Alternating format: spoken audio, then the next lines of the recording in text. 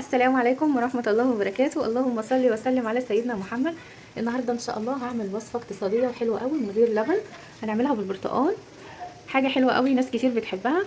بدقيق الذرة بسيسة. يلا نشوف مقاديرنا. انزلي حط اللايك والاشتراك. ودي مكونات البسيسة بالبرتقال، مفيش ابسط منها. معايا كوبايتين الا ربع من السكر، وممكن تحط كوباية ونص. كوباية من البرتقال المعصور، كوباية الا ربع من الزيت، 3 من البيض، بشر البرتقال، كيس من الفانيليا، وكيس من الكيك شيف او البيكنج باودر، بس انا بحب استعمل كيك شيف. شفشق الخلاط، احط البشر، كوبايه ونص من السكر او كوبايتين الا ربع حسب الاحتياج او حسب ما انت عايزه. حطينا كل المواد السائله في الخلاط، كوبايه البرتقال والسكر والزيت وكل حاجه محطوطه في الشفشه. احط الفانيليا، كوبايتين من دقيق البسيس، ودي الكوبايه التانية، كوبايه من الدقيق الابيض ولازم انخله. احط كيس كيك شيف ورشه من الملح. هقلب المواد الجافه كويس، هخلط المواد كلها مع بعض.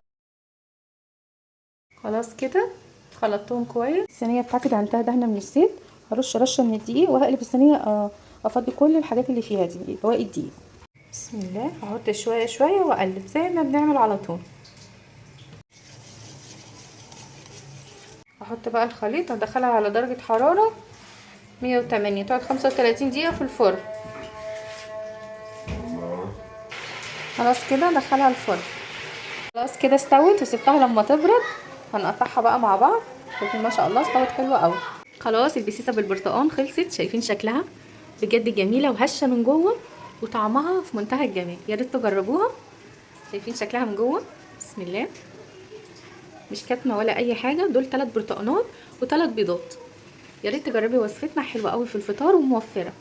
من 3 كوبايات دقيق، كوبايتين دقيق بسيسه، كوبايه دقيق من العاديه، هتعملي احلى صينيه كيكه او بسيسه بالبرتقال. انزلي بقى اشتركي في القناه وفعلي الجرس، وما تنسينيش باللايك. مع السلامه.